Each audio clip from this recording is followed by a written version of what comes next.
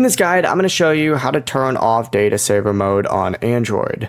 This is Aiden from JustBoz, and before we get into this guide, make sure to like the video and subscribe to the channel with all notifications on. It really does help with the channel, and it lets us know that you want more content like this, so we greatly appreciate it. If at any point throughout this guide you did have any questions, just ask them down in the comment section below, and we can help you out further. I'm going to be doing my best to reply to every single comment down there. First things first, swipe up and you need to open up the settings app. You can also swipe down from the top of the screen and select that settings icon instead, but just get on your settings and from here select connections up at the very top. And if you scroll down on here, you're going to see data usage.